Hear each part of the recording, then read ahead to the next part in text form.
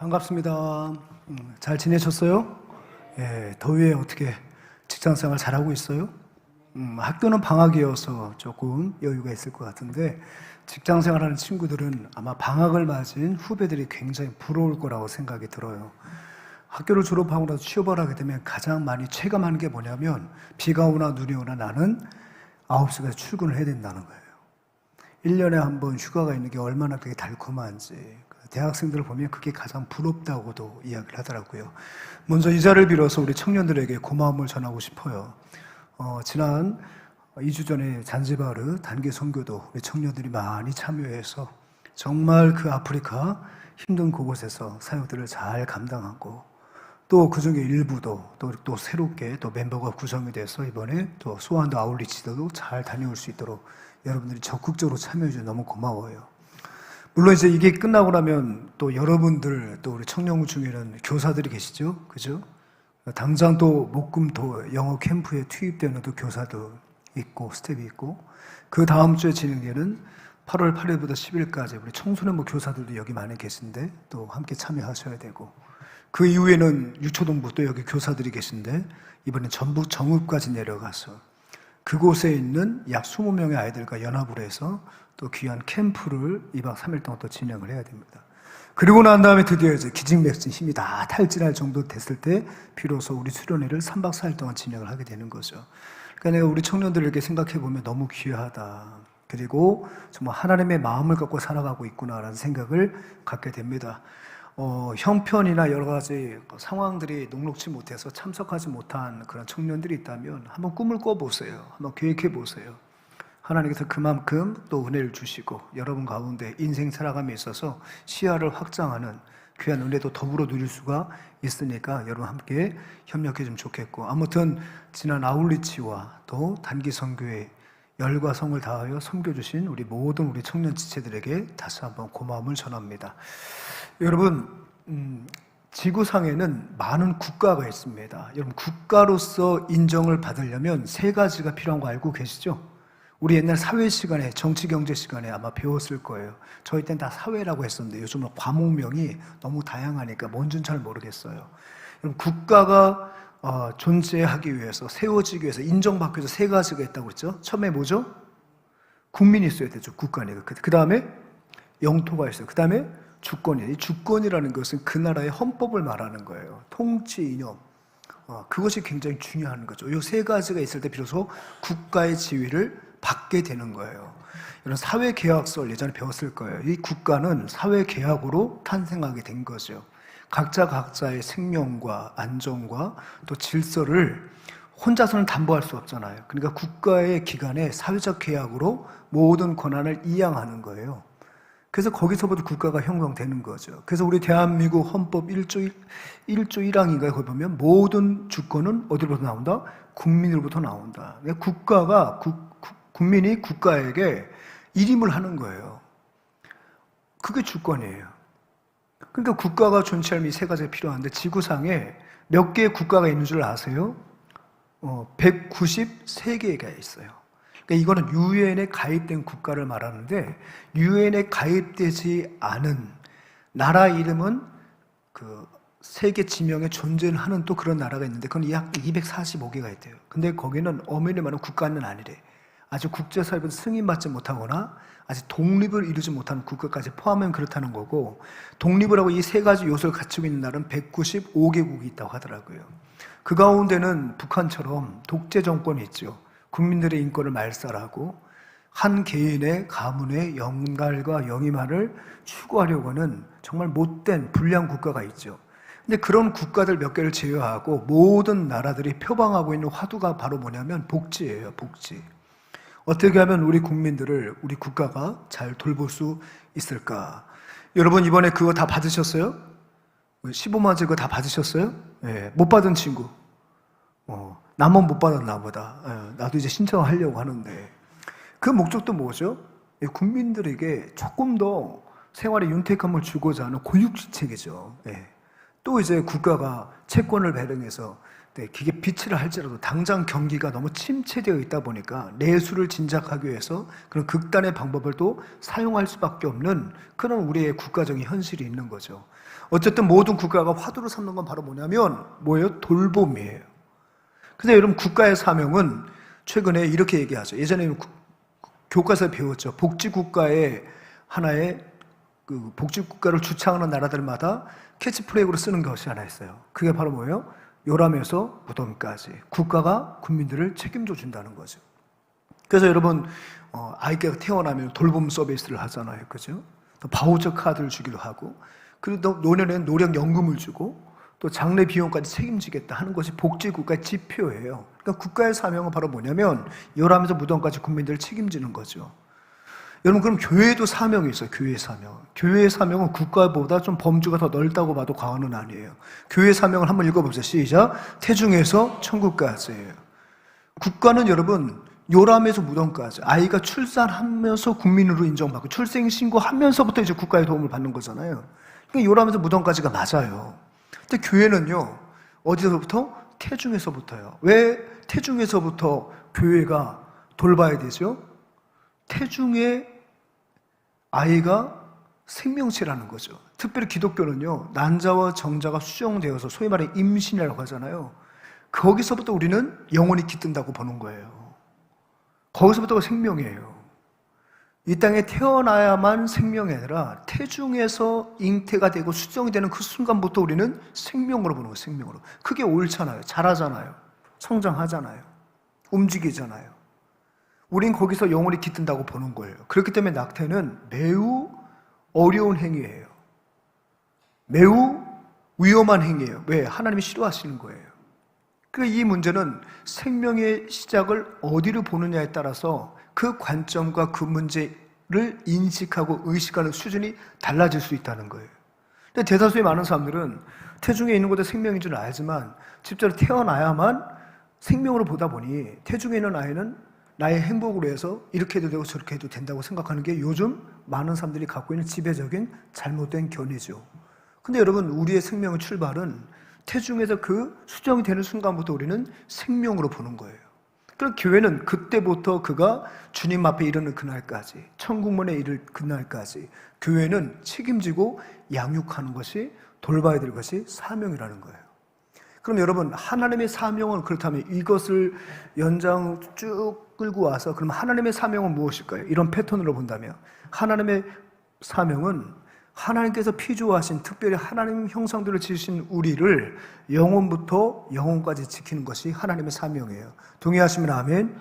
여러분, 하나님은요, 여러분들의 형질이, 추정체가 어머니의 모태에 착상하기 이전부터 하나님은 여러분들에 대한 인생 계획을 이미 다 세워놓으셨고 알고 계시다고 예레미야는 말하고 있어요.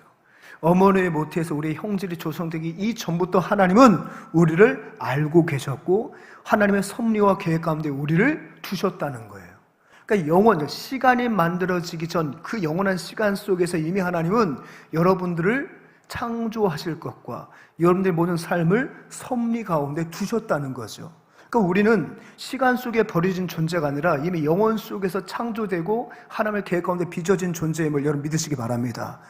그 하나님께서 우리를 포기할 수 없어서 범죄하는 우리를 독생자까지 내어주심으로 인하여 그분을 믿는 그 믿음 하나를 가지고 우리에게 또한 육체의 죽음을 뛰어넘는 영생의 은혜를 부어주셨다는 거죠. 여러분 잘 따라오고 계시죠? 그렇기 때문에 하나님의 사명은 바로 영원부터 영원까지라는 거예요. 태초부터 영원까지 자신의 백성들을 지키시고 돌보시는 것이 하나님의 사명이라는 거예요. 기록된 성경 66권은 이런 하나님의 사명을 우리에게 아주 자세하게 설명해 주고 있어요. 그래서 성경은 하나님의 돌봄의 역사라고 해도 과언은 아니에요. 성경이 뭐라고요? 하나님의 돌보심의 역사. 누구를? 나를. 누구를? 하나님께서 택하신 주의 백성들을 돌보시는 그 역사가 바로 무엇이다? 성경이다.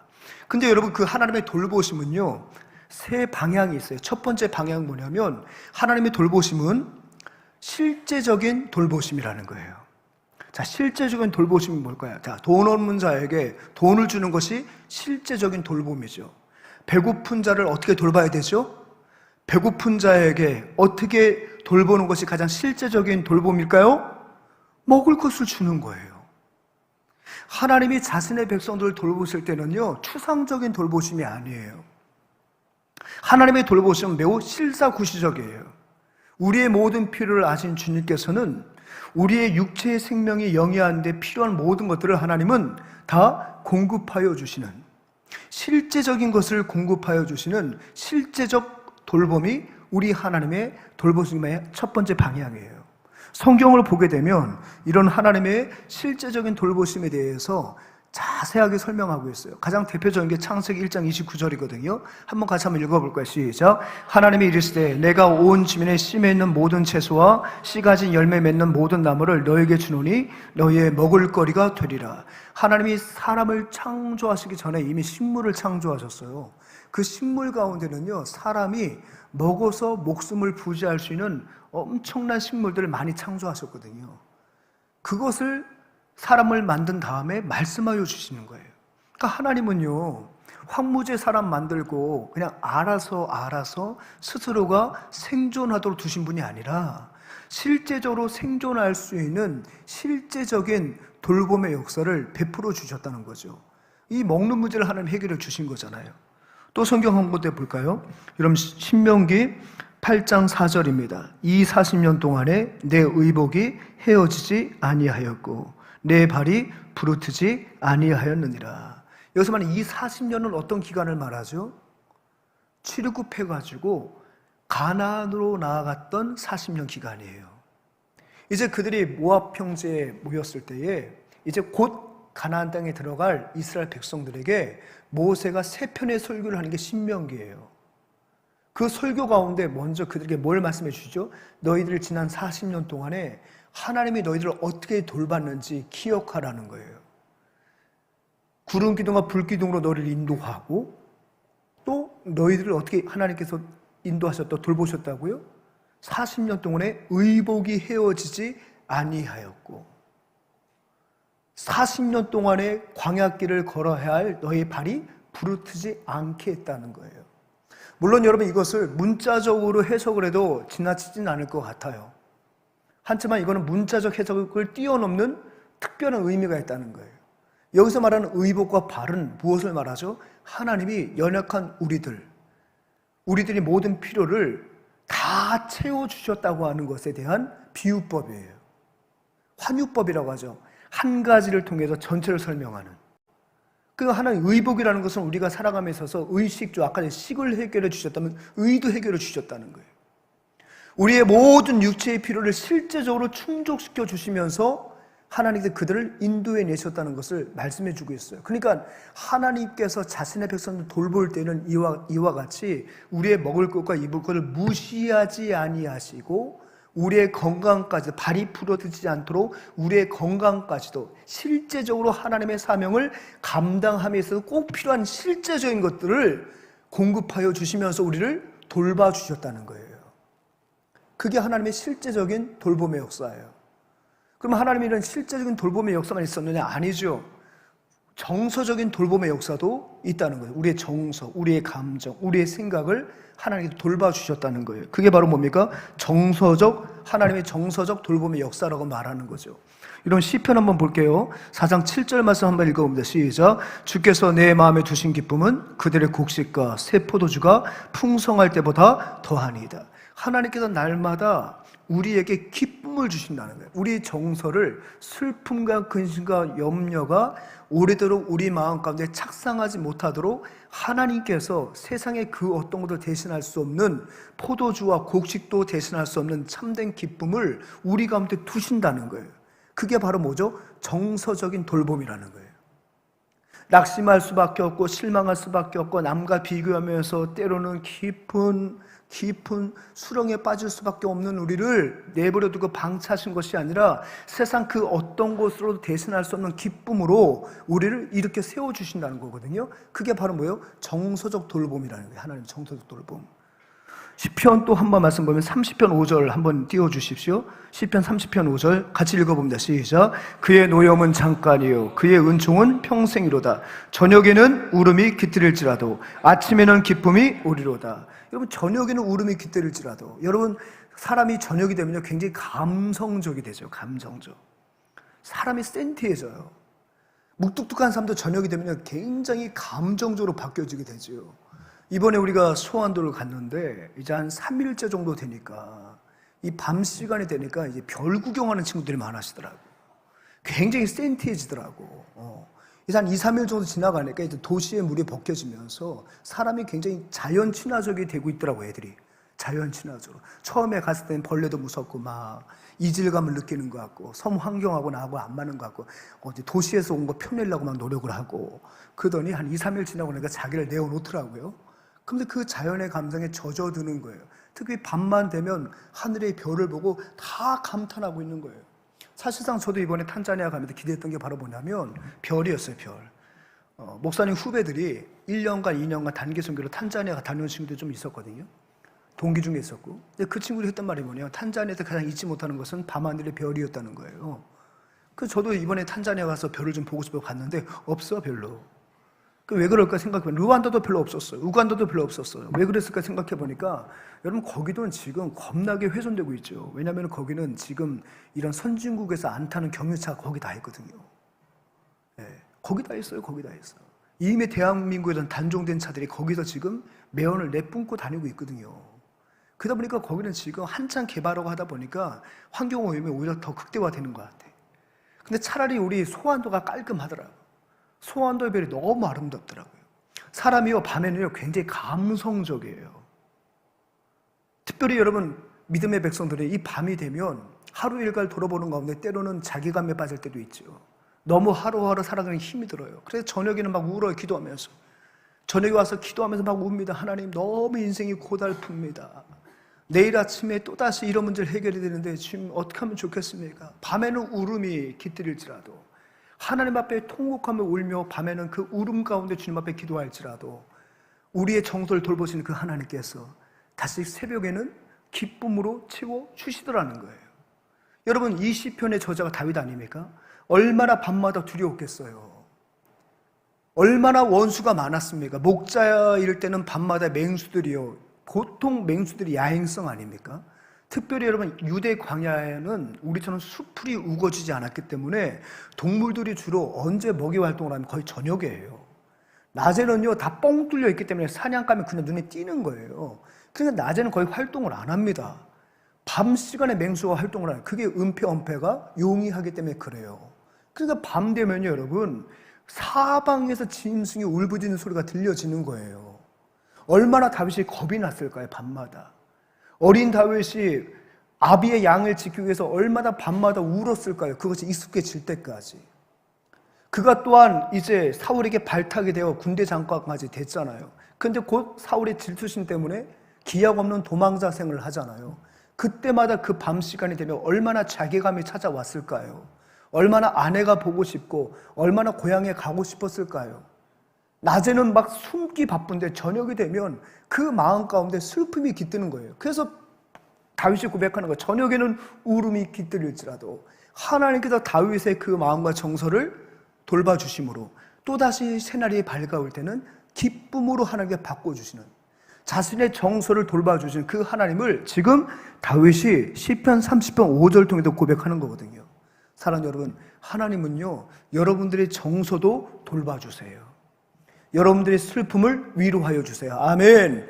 여러분의 낙심을 소망으로 바꿔주신 분이 바로 우리의 정서를 돌봐주시는 하나님의 역사인 줄 믿습니다. 또 하나님은요, 그 돌봄 가운데 어떤 돌봄이죠? 영적인 돌봄이 있다는 거예요. 여러분, 성경 말씀 한번 읽어볼게요. 신명기 8장 3절 말씀 같이 한번 읽어봐요. 시작. 너를 낮추시며 너를 줄이게 하시며 또 너도 알지 못하며 내 조상들도 알지 못하던 만나를 내게 먹이신 것은 사람이 떡으로만 사는 것이 아니요 여호와 입에서 나오는 모든 말씀으로 사는 줄을 내가 알게 하려 하심이니라. 아멘. 영적인 돌봄이라는 것은 사람에게만 제한된 거예요. 사람은요, 실제적인 그 돌봄만 가지고 살 게 아니에요. 정서적인 돌봄이 필요해요. 밥은 안정적으로 먹고 먹을 것은 많은데 정서적인 돌봄을 받지 못해서 극단적인 선택을 하는 사람이 참으로 많잖아요.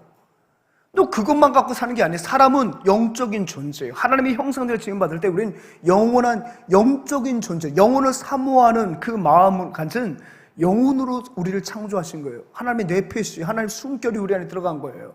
우린 영적인 존재, 육적인 존재이기도 하지만 우리 영적인 존재예요. 그렇기 때문에 실제적인 식량도 필요하지만 사람은 떡으로만 사는 것이 아니라 하나님 입에서 난 무엇을 산다?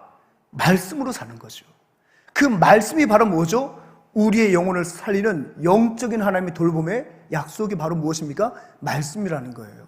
그러니까 여러분, 청년 여러분, 여러분들 뭐 직장 좋고 또 좋은 배우자와 지금 배우자 될 사람과 연애하고 있고 또 다른 사람들보다 여러분들 뭐 저축해 놓은 게 많아서 여러분들이 뭐 앞으로 이제 행복만 있을 거라고 생각하고 내게 더 필요한 것이 무엇인가, 여러분 이렇게 함부로 호언장담하지 마세요. 그것은 여러분 우리의 육적인 삶을 위한 것이, 물론 그것도 우리의 영적인 삶과 직결되지만 가장 중요한 것은 바로 뭐냐면 영적인 돌보심을 받지 못하면 가장 불행한 사람이 될 수 있다는 거예요. 사람은 떡으로만 사는 존재가 아니에요. 말씀으로 살 수밖에 없는 영적인 존재를 창조하셨고 끊임없이 계시의 말씀을 통해서 우리의 영혼을 돌봐주시는 거예요. 이게 바로 무엇입니까? 하나님의 돌봄의 방향 세 가지예요. 첫째 뭐라고요?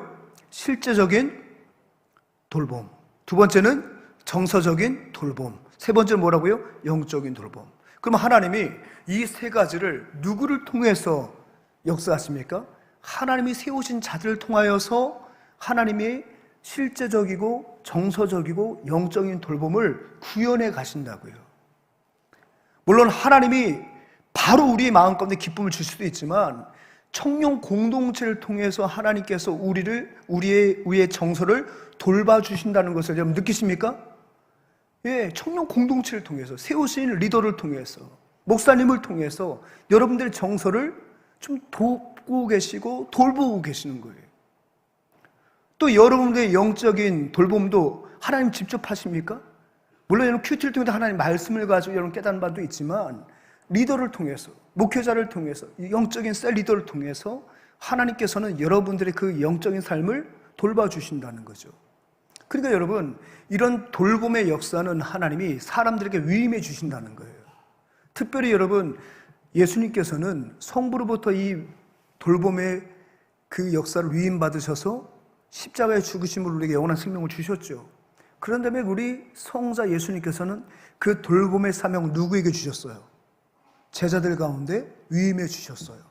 그 사건이 요한복음 21장 15절부터 17절까지 있어요. 이 이야기는 뭡니까? 베드로가 예수님을 3번 부인하고 난 다음에 부활하신 예수님을 만났지만 그들은 다시금 옛 어부의 모습으로 돌아갔어요. 그때 예수님이 또다시 그를 찾아오셨죠. 그리고 물고기 잡는 것을 실패했던 그들에게 처음 만났을 때처럼 다시 만선의 은혜를 주셨어요. 그리고 난 다음에 그들에게 조반을 지어 먹이면서 특별히 예수님을 3번 부인했던 베드로를 회복시켜 주시면서 뭔가를 위임해 주세요. 그 위임이 뭐죠? 베드로야, 너 나 사랑하니? 내가 주님을 사랑하는 줄 주님께 다 아시죠? 그래, 네가 날 사랑하니 내 양을 먹이라. 베드로야, 너 나 사랑하니? 내가 주님을 사랑하는 줄 주님이 잘 아시잖아. 그래, 내 양을 치라. 야 베드로야, 너 나를 사랑하니? 3번째 물으시는 게 얘가 이제 고통스러운 거야. 왜? 3번 부인했잖아요. 고민하다가 내가 주님을 사랑하는 줄 주님께 다 아십니다라고 고백하니까 우리 주님 기뻐하시면서 그렇다면 네가 내 양을 먹이라고 말해요. 먹이라, 치라, 먹이라 3번 말씀하시잖아요. 근데 여러분, 이 먹이라라고 하는 이 동사는 어떤 뜻입니까? 보스코라고 하는 헬라어인데 말 그대로 먹이다, 또 짐승 같은 걸 치다, 양을 치다 때 그 치다예요. 기르다는 뜻을 갖고 있어요. 또 내 양을 치라 할 때 그 치라라고 하는 동사는 포이마이노라고 하는 헬라어인데 이것도 역시 양을 치다, 돌보다. 근데 여기서 조금 더 의역이 들어가죠. 다스리다, 통치하다, 그를 지배하다, 지키다라고 하는 복합적 의미가 있어요. 그러니까 이런 보스코나 포이마이노나 이 두 가지 의미는 교호적으로 사용되었거든요. 한마디로 말하면 이 단어의 본질은 뭐냐면 돌봄이라는 거예요. 우리 예수님께서 사도 베드로에게 우리 주님의 돌봄의 이 사역을 위임해 주신 거예요. 더 나아가서 교회의 이 돌봄의 사역을 위임해 주신 거죠. 더 나아가서 이 사도적 속성을 계승한 오늘날 우리에게도 하나님은 이 돌봄의 사역을 위임해 주셨다는 거예요. 그래서 우리도 이런 돌봄의 은혜를 하나님께 받았으므로 이 돌봄의 은혜를 위임받아서 우리도 다른 누군가의 필요를 실제적으로 채워주며 돌봐야 되고 그들의 정서를 돌봐야 되고 그들의 영혼을 돌봐야 하는 그런 사명을 하나님이 우리에게 위임해 주셨다는 거예요. 여러분 믿습니까? 그래서 여러분 목사님이 이 세 가지를 위해서 노력하고 계시는 거고, 여러분 셀리다가 이 세 가지를 위해서 노력하고 있는 거예요. 그렇다면 여러분 성경에서 이러한 하나님의 돌봄의 사역을 위임받은 자로서 가장 모범되는 사람이 누굴까? 많이 등장하지만 그 가운데 대표적인 사람을 오늘 본문에서 소개하고 있는데, 그가 바로 누굽니까? 바나바라고 하는 사람이에요. 이 바나바는 어떤 사람입니까? 오늘 26절 27절을 보면 그는 레위 지파예요. 유대인이었어요. 어떤 사람들은 이 바나바가 뭐 이방인이 아니냐 얘기를 하는데, 디아스포라는 맞죠. 이방에도 자랐지만 그는 정통 유대인이에요. 레위 자손이었거든요. 원래 이름은 요셉입니다. 요셉. 근데 왜 그를 바나바라고 할까요? 이 바나바는 한마디로 말하면 별명이에요. 근데 이 바나바의 뜻이 바로 뭐냐면 위로의 아들이라는 뜻이에요. 사전적 의미는 뭐냐면 이 바나바는 아람어예요. 아람어로 이 바나스라고 하는 것은 예언이라는 뜻이거든요. 그러니까 즉 그 사람은 예언의 아들, 바르나바스라고 하는데, 이 바르는 나비에서 온 헬라어, 아니 히브리어와 좀 유사한 그런 아람어는 좀 비슷한데 뜻이 뭐냐, 예언이라는 뜻이에요. 예언의 아들이라는 거예요. 근데 이스라엘 백성들에게서 이 예언은 위로였어요. 하나님의 위로. 여러분 아합 시대에 북이스라엘이 영적으로 타락했을 때 그래도 깨어있는 북이스라엘 백성들의 위로가 되었던 사람은 누굽니까? 엘리야였어요. 엘리사였어요. 지금 뭐였어요? 선지자였어요. 예언자들이었습니다. 그 주님의 예언은 받는 사람들의 위로가 되었거든요. 그러니까 소위 말하면 이 바나바는 위로의 사람이었다는 거예요. 왜 위로의 사람이었을까요? 그는 늘 백성들을 잘 돌본 사람이에요. 잘 돌봐줌으로 위로를 선사했어요. 그래서 그의 별명이 바나바예요. 위로의 아들이었다는 거예요. 그럼 첫째, 바나바는 어떤 위로의 사람이었습니까? 어떤 돌봄의 사람이었습니까? 하나님과 똑같아요. 실제적인 돌봄의 사역자였다는 거예요. 특별히 여러분 본문을 보게 되면 초대교회는 예루살렘부터 시작이 됐잖아요. 그 예루살렘 성도들은요, 매우 가난한 자들이 많았어요.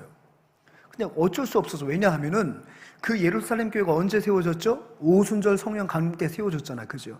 그 오순절을 지키기 위해서 디아스포라가 흩어졌던 유대인들이 율법대로 예루살렘에 올라온 거죠. 그러다가 성령을 받은 거예요. 성령을 받고 말씀을, 하나님의 큰 일을 배우다 보니 그들이 아직까지는 자신들의 나라로 돌아가지 못한 거예요. 계속 예루살렘에 머물 수밖에 없었죠. 그들은 나그네 아니었습니까? 올 때 경비는 다 썼어요. 내려가야 되는데 지금 성령 받아가지고 불덩이가 돼가지고 계속 하나님 말씀을 배우고 있고 거기서 지금 신앙생활을 하고 있는 거예요. 그러다 보니까 디아스포라 유대인들이 먹고 사는 문제가 어려워지기 시작하는 거죠. 자, 그때 어떤 일이 벌어졌습니까? 초대교회 모든 사람들이, 여러분 사도행전 배웠잖아요. 그죠? 자신들의 재산을 팔아서 함께 나눠 쓰면서 공동 분배를 썼단 말이에요. 했단 말이에요. 그러면서 서로의 연약함을 돌봐줬다는 거죠. 실제적인 성도들의 배고픔을 서로가 해결해 주었다는 거예요. 자, 실제적인 돌봄이 예루살렘 교회 안에 있었는데 그 중심에 누가 있었다는 거죠? 바나바가 있었다는 거예요. 오늘 본문 보니까 이 바나바가 자기 밭을 다 팔아서 사도들 앞에 두었대요. 왜 두었을까요? 사도들이 이걸 가지고 뭐 하라는 거죠? 배고픈 성도들, 가난한 성도들에게 실질적인 돌봄이 될 수 있는 식량을 공급해 주라고 자기의 모든 재산을 팔아 주었던 사람이에요. 그러니까 여러분, 바나바는 철저하게 하나님을 닮은 사람이죠. 실제적인 돌봄의 역사를 자신의 재산을 다 내어놓음으로 실천했던 사람이었어요. 두 번째, 바나바는요, 정서적으로 돌본 사역자였어요. 그가 위로의 아들이라고 하잖아요. 위로라는 것은 여러분 정서적인 거잖아요. 특별히 이 바나바의 위로 사역은요, 안디옥 교회를 부흥시켰어요. 안디옥 교회는 이방인들에게 세워진 첫 교회였거든요. 예루살렘 교회로부터 파송을 받아서 안디옥 교회 목회자가 되었는데, 이방인으로서 기독교를 받아들인다는 것은 정통 유대인들이 기독교를 받아들일 때와 똑같은 여러 가지 많은 핍박과 고난이 예상될 수밖에 없었던 일들이었어요. 그런데 그 예루살렘 교회를 위로하면서 세웠던 그 바나바가 안디옥 교회에 가서도 역시 그들을 위로해 준 거예요. 그러다 보니 교회가 급성장을 하게 되죠. 그러니까 여러분, 이 바나바의 이 정서의 돌봄 사역을 통해서 가장 혜택을 받은 성도들은 안디옥 교회 성도들이에요. 근데 여러분, 개인으로 본다면 누굴까요? 사도 바울이에요. 사도 바울은 여러분 예전에 이름 뭐였죠? 사울이었죠. 그는 다메섹에서 분명히 부활하신 예수님을 만났고 회심했어요. 예루살렘에 있는 12 제자들도 알고 있었어요. 그러나 정서적으로는 이 바울에게 다가갈 수가 없었던 거예요. 왜요? 그는 예전에 핍박자였거든요. 초대교회 7지사 스데반을 죽이는 데 있어서 앞장섰던 사람이었어요. 그러니까 여러분, 이 바울은 회심을 경험했어도 여전히 정서적으로는 고립되어 있던 사람이에요.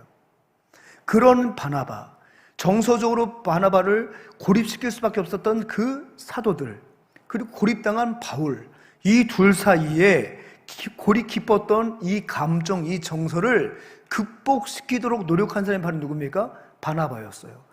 성경 말씀 한번 볼게요. 사도행전 9장 26절 27절 시작. 사울이 예루살렘에 가서 제자들을 사귀고자 하나 다 두려워하여 그가 제자됨을 믿지 아니하니 바나바가 데리고 사도들에게 가서 그가 길에서 어떻게 주를 보았는지와 주께서 그에게 말씀하신 일과 다메섹에서 그가 어떻게 예수의 이름으로 담대히 말하였는지를 전하니라. 즉 정서적으로 고립되어 있었던 사도 바울, 정서적으로 사도 바울에게 가까이 갈 수 없었던 예루살렘 교회 사도들, 이 두 그룹의 삐뚤어진 정서를 하나님의 사랑으로 잘 돌봤던 사람이 누구예요? 바나바였죠. 결국 그의 노력을 통하여 예루살렘의 사도들도 바울을 사도로서 인정을 해요. 그리고 그를 이방인의 사도로서 파송을 하게 되죠. 골이 깊었던 이 정서를 이 바나바가 잘 돌봐줌으로 이 정서적 돌봄을 통하여서 예루살렘에 있는 사도들과 그리고 사도 바울이 하나가 될 수 있었다는 거예요. 사랑하는 여러분, 이것은 매우 중요합니다. 리더들이 있잖아요. 우리 주능교회 청년부, 더불어 청년부의 우리 리더들이 이 정서적 돌봄을 잘하면 그 부서는 매우 유대감 깊은 부서로 성장하게 되는 거예요. 이 바나바의 따뜻한 마음은 공동체의 유대감을 더욱 강화시키잖아요. 마찬가지예요. 세우심을 받은 우리 목사님과 우리 셀 그룹 리더들과 임원들이 정서적인 돌봄에 힘을 쏟으면 그 부서는 더욱더 강하게 유대감을 형성하게 되는 거예요. 이런 정서적 돌봄은 결국 신자들이 서로를 돌아보며 공동체가 하나 되게 하는 중요한 요소가 될 수 있다는 거예요. 저는 우리 더불어 청년부가 위드가 뭐예요? 함께잖아요. 함께 서로의 정서를 돌봐줌으로 인하여 세상의 그 어떤 공동체보다 더 강력한 유대감으로 똘똘 뭉치는 그런 청년부가 되기를 주님으로 축원합니다. 마지막으로 바나바는 어떤 돌봄의 사역자였다? 영적 필요를 돌본 사역자였다. 여러분, 제가 한번 얘기를 했는지 모르겠지만 한번 이 차이점을 누가 한번 얘기해 봐요. 양육과 사육의 차이가 뭐죠? 양육, 사육 차이가 뭐예요? 한번 이 단어의 용례를 사용해 볼게요. 김용찬 목사님이 지금 나휘제 청년과 그 또래들을 제자 훈련으로 양육하고 있다. 옳은 표현이죠. 근데 예를 들어서 김용찬 목사님이 휘체와 그 동기들을 사육하고 있다. 이건 뭔가 조금 의미가 조금 좀 이렇게 건강하지 못해요. 그죠? 저는요, 일남 이녀를 사육하고 있어요. 제가 우리 집에 있는 삼남매를 지금 사육하고 있다. 이건 뭔가요? 그 집의 분위기를 느끼게 하는 거지. 양육한다는 게 맞잖아요. 근데 예를 들어서, 저는 지금 농사 짓고 있고요. 저는 특별히, 축사에서, 한우, 90두를 제가 양육하고 있습니다. 소를 양육한다는 말은 걸맞지가 않죠. 어떤 표현이 걸맞는 표현이죠? 사육하는 거예요. 자, 용례를 살펴봤어요. 자, 의미가 이제 어떤 차이가 있는지 알겠어요? 알겠어요? 사육의 목적은 뭐예요? 그럼 사육의 목적은 뭐예요? 왜 소를 사육해요? 예? 이게 어려운 문제냐? 어떻게 이익을 취해? 그걸 죽여가지고 고기도 팔고 가죽도 팔았어. 여러분들 구두도 만들고 가방도 만들고. 결국 사육의 목적은 잡아먹으려고 하는 거예요. 내 이익을 위해서. 잘 말했어. 이익의 수단으로 길러내는, 그게 사육이에요. 근데 양육은 뭐예요? 잡아먹으려고? 아니죠. 그리스도의 한 사람 온전한 인격적으로 길러내는 게 그게 양육이에요. 근데 여러분, 사육에도 있잖아요. 실제적인 돌봄이 필요해요. 시간 맞춰서 사료를 줘야 마블링이 형성이 돼요. 그 목사님이 대전에서 사육을 할 때 저 옥천까지가 내 교구였거든요. 옥천에서 한우 있잖아, 한우. 소 99마리를 길러내시는 집사님이 계셨어. 부자지. 한우 99마리, 100마리를 길러내는 분이니까. 와서 신방을 해달래. 축사를 새로 줬대, 우사를. 근데 신방 갔어요. 예배 때 딱 들고 가니까 목사님 오셨으니까 우리 소들도 축복해 주셔야죠. 네. 우리 축사 한번 돌아보시죠. 그래서 아유, 내가 여기까지 시골까지 와서 내가 또 축사까지 돌아보니까 막 소똥 냄새 맡겼구나. 그런 선입견을 갖고 우사에 들어갔는데 와, 우사가요. 미안한 얘기지만 우리 집보다 더 깨끗한 것 같아. 완전 시설이 아주 현대화가 돼가지고 얼마나 환기가 잘 되는지 소똥 냄새 나지도 않고 너무 쾌적한 거예요. 그들이 저를 데리고 가더니 소들이 먹는 사료를 한번 보라는 거예요. 아, 별거 다 시키더라고. 사료를 보니까 사료가 좀 남다른 거예요. 그때 나한테 한 줌을 딱 쥐어주더니 냄새를 맡아버려. 아, 좀 냄새까지 왜 맡아? 그래서 어쩔 수 없죠. 그래서 냄새를 맡았는데, 냄새가 괜찮아. 마치 여러분, 우리 요플레 아세요? 요플레? 그런 냄새가 나는 거야. 그래서 내가 물어봤죠. 집사님, 사료에서 어떻게 유산균, 야쿠르트 냄새가 나? 했더니, 목사님 맞다는 거예요.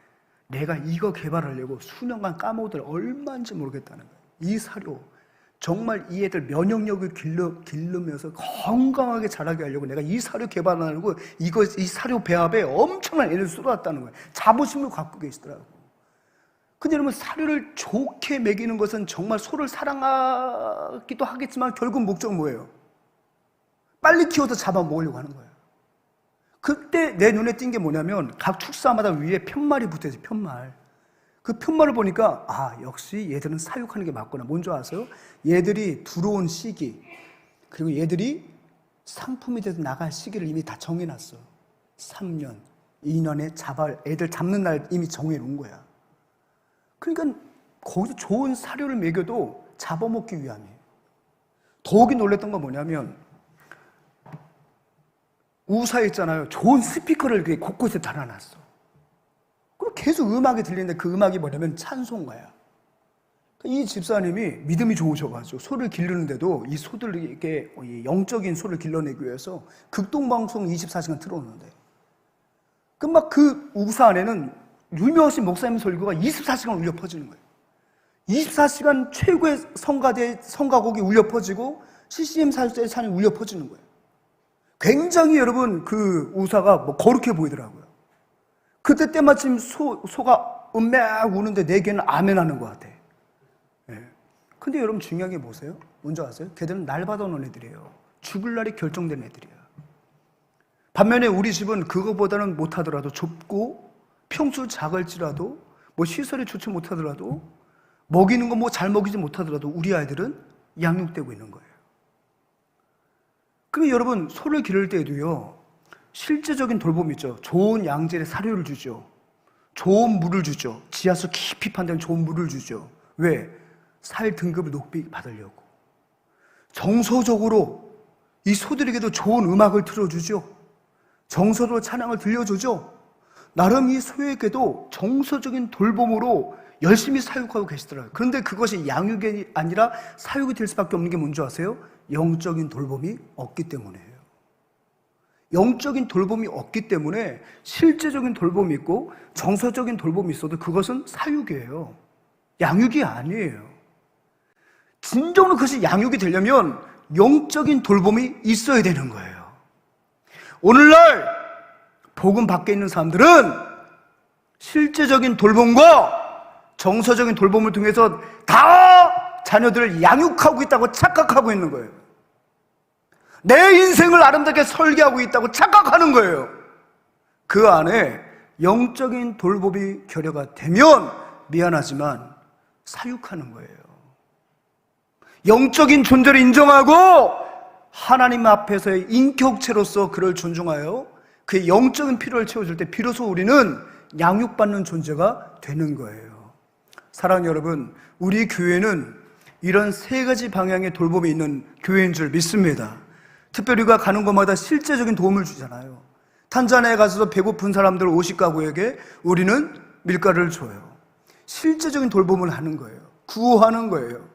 매달마다 우리 교회에서는요, 엄청난 선교비가 지출이 돼요. 5일, 10일, 15일, 25일은 각 교회들마다 우리가 선교금을 지급하는 날로 내가 자동이체를 해놨어요. 그 날짜 특별히 25일이 되면 아침 9시부터 농협에서 계속 돈이 인출되는 문자가 목사님들에게 계속 날라와요. 계속 날라오고, 그러다가 가끔 청년 누구 하나가 메가커피 2,000원 하면 날라와. 내가 니들 다 알고 있다, 돈 쓰는 거. 뭘 먹고 있고, 나한테 다 날라와요. 나는 그 모든 걸 총괄할 담임 목사니까. 25일 날 문자를 볼 수가 없어요. 어느 교회 30만 원, 어느 교회 20만 원, 어느 교회 10만 원, 어떤 교회 20만 원, 어떤 교회 15만 원, 어떤 교회 70만 원. 그 교회들의 형편에 맞게끔 실제적인 그 교회가 설 수 있도록 실제적인 교회 돌봄을 우리가 하고 있는 거거든요. 우리가 그걸로만 멈추지 않잖아요. 정서적으로 그 목사님을 위로하고, 이번에도 우리가 단기 봉사팀이 아우리팀이 가서 소환도 목사님을 위로하고, 거기서 사역하시는 분들이 정서적으로 다운되지 않도록 우리가 함께 협력하고 있다는 것을 계속해서 보여줌을 통해서 정서적인 안정감을 갖도록 돌봐주는 거죠. 이런 사역들이 우리 교회 가운데 있다는 거예요. 사랑하는 여러분, 오늘 저와 여러분들 이 자리에 앉아있는 것은 바로 뭐냐면 성삼위 하나님의 균형 잡힌 돌봄의 역사가 있기 때문에 저와 여러분들이 지금 이곳에 앉아있게 되는 거예요. 더 나아가서 그 성삼위 하나님께서 위임해 주신 그 돌봄의 사역을 충실하게 감당한 수많은 여러분들의 주일학교 선생님들과 교역자가 있었기 때문에 그 돌봄의 결과물로 저와 여러분들이 이곳에 앉아있다는 사실을 여러분 기억하시기 바랍니다. 앞으로 우리 교회가 감당할 사역들은 바로 이런 사역들이라는 거예요. 실제적인 돌봄과 정서적인 돌봄과 영적인 돌봄을 통해서 한 사람을 그리스도의 온전한 인격자로 세워가는 것, 이것이 바로 저와 여러분들이 주님 오실 때까지 감당해야 할 사명 중에 사명이라는 사실을 여러분 기억하시기 바랍니다. 조규필 목사님은 SNS를 통해서 자신의 사역들을 일기시로 정리를 해놔요. 근데 실제적으로 3년 전부터 우리와 같이 연합을 하면서 그가 받았던 그 느낌들을 일기를 적어놨는데 제가 그것을 인용하고 오늘 설교 마칠게요. 2024년 아울리치에 대해서 그는 2024년 7월 18일 목요일 날 이렇게 써놨어요. 2024년 7월 18일 서울 주님교회 청년부 아울리치 4일차 새벽 5시부터 맹선리 선찬 정도를 시작으로 하루를 시작했어요. 아침에 바다로 일 가시는 분들을 만나 간식을 전해드리면서 전도를 했어요. 그리고 오전 9시부터 오후 5시까지 이웃교회 가서 주변 정리하는 것을 도와드렸어요. 이웃교회는 아주 젊은 목사님께서 새로 부임하셨어요. 저보다 2살 많으시니 정말 젊으시죠? 오랫동안 쌓여있던 폐기물을 정리했고요. 화단도 깔끔하게 정리했어요. 그리고 비닐하우스 철거까지 정말 많은 일들을 했답니다. 2년치를 하루에 다 했다고 하시면서 이웃교회 목사님과 사모님 그리고 성도님들께서 정말 좋아하셨어요. 여러분, 이웃교회는 소환도 동부교회를 말해요. 작년에 갔던 팀들 다 기억날 거예요. 그 목사님은 목포에서 카페 목회를 하시다가 실패를 하시고 기도하는 가운데 소환도 동부교회로 와주입사는 청비용을 받고 모든 것을 도시생활을 다 청산하고 소환도에 뼈를 묻겠다는 마음으로 오신 분이에요. 그런데 전임자가 20년 이상을 목회하시면서 섬은 모든 물자가 귀하니까 버리는 걸 없는, 버릴 줄 모르는 거예요.